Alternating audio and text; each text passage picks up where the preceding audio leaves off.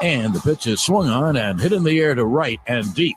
Back goes Naquin on the track. He's at the wall. She's gone. Oh, what a start for the Yankees. It's Judgment Day. Aaron Judge just hit a 2-run home run, a Judgian blast to right field.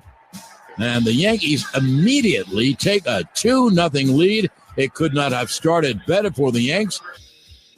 John Sterling, Yankee Radio Network last night, he said it. It could not have started any better for the Yankees against arguably the best pitcher in baseball this season, Indians ace Shane Bieber. Welcome to the playoffs, Shane Bieber. First career playoff start. DJ LeMahieu gets on base with a base hit. Aaron Judge follows it up with that 2-run home run that you just heard. And the Yankees sent an absolute message last night in Game 1 against Cleveland. They go on to win the game 12-3, and there's so many big takeaways from this game. But to me, the biggest one is that the Yankees had this ability that, as we saw last night, to kind of flip that switch. And there was so much talk coming in, and we got into it yesterday on the show, as to whether or not this Yankees team would play like the team that we saw start 16-6, or a team that had a 5-20 stretch after that incredible start. Would they play like the team that had the 10-game winning streak after that 5-20 start, or, a team that was 2-6 in their last 8 to wrap up the regular season? And last night we saw the Yankees play at their very best, and we saw how playoff experience matters. The Yankees have been battle tested over the last few years. The vast majority of the Yankee roster has been playing in the playoffs the last 3 seasons. A lot of players on the Indians were going through it for the first time, including Shane Bieber. And even though there's no fans, and even though it's a very different environment for the playoffs, still, the Yankees got Shane Bieber out of sync early, and I think his knees really just kind of shattered after that Judge home run. I really think that rattled Bieber. And it took him a couple innings to really start to settle in, but he had thrown so many pitches, and the Yankees did such a good job with their plate discipline, not chasing his breaking ball, that it was too little too late for Shane Bieber. Specifically when on the other side of the dugout on the mound facing you is Garrett Cole, who had a really good regular season for the Yankees, finished the year pitching great, and went out there and showed you why, having that frontline starter, having that ace that's been there, done that is so important. Cole was dominant last year for the Astros in the playoffs. Absolutely dominant. And we saw last night that same Garrett Cole. Moment did not look too big for him at all. The key to victory, have your starting pitcher go out there and toss 7 innings and strike out 13 batters. The stats for what Cole did last night are just crazy. He joins Tom Seaver as the only pitchers with 13 strikeouts and 0 walks in a postseason game. Seaver did that in 1973. R.I.P. Garrett Cole's now the first pitcher with multiple postseason starts of 10 strikeouts and 0 walks. He's the first pitcher with 3 postseason starts of 12 Ks. He was dominant.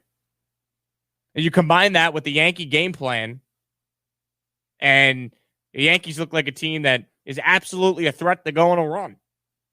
And now they hand things over to Masahiro Tanaka later tonight, I should say. And Tanaka has been a phenomenal big game pitcher in his career. Tanaka's ERA in the playoffs is in the low 2s. And you feel like the Yankees have a great chance to win the series. And 2, winning Game 1, we talked about it yesterday, was so important for the Yankees because Bieber was probably the only pitcher in baseball that could go toe-to-toe with Cole, where the Yankees wouldn't have the obvious advantage on the mound. But you looked at what the Yankees did last night. Bieber is a lock to win the Cy Young. This guy was 8-1 in the regular season with a 1.63 ERA. He won the pitcher triple crown in the American League, and he gives up 7 runs last night. Game plan by the Yankees was phenomenal, and up and down the lineup, you got contributions. Gleyber Torres, who had been slumping for basically this entire season, batting 7th, goes 4 for 4 last night with 3 runs batted in. Brett Gardner, who we had no idea whether or not he would be out there starting in left field, he has a double, has a home run, has a base hit. Brett Gardner getting hot at the end of the regular season through at least one game in the playoffs. It translated. The Yankees 5 through 8 hitters in this game last night were, combined to have 9 hits, 7 runs scored, and 8 runs batted in. That's how you win. I don't know if you could do that every game. I hope as a Yankee fan, but that was just a vintage performance by the Yanks last night. But it starts with the tone that Judge sent early, and then you get to Garrett Cole, and this is why the Yankees got him. The Yankees, for the last few years, have been battling in the playoffs without having a true ace. As good as Masahiro Tanaka is, he's usually a sixth-inning pitcher. Then he kind of runs out of gas, and then you got to go to the bullpen. Garrett Cole, if he needed to pitch deeper than 7 innings last night, the Yankees could have left him out there. But they scored all these runs. You didn't have to. And the last couple of years, the Yankees have not had that guy they could give the ball to in game one, where you know that guy is going to go out there. And the expectation is not that he's going to battle through 6 innings. The expectation is give the guy the ball, score him a couple runs, and he's not going to give up more than 2. And that's what the Yankees had now in Garrett Cole, who in his first playoff start wearing the Yankee jersey was absolutely dominant. This was Aaron Judge after the game on Garrett Cole's performance. This is why we got him. We didn't get him to throw in April. We didn't get him to throw in May. We got him to throw in, postseason baseball for the Yankees. And that's what he did, all year. Seeing him throw, he takes it to another level, but this time he took it up another notch. He really did. I mean, that was as good as you could get from Garrett Cole.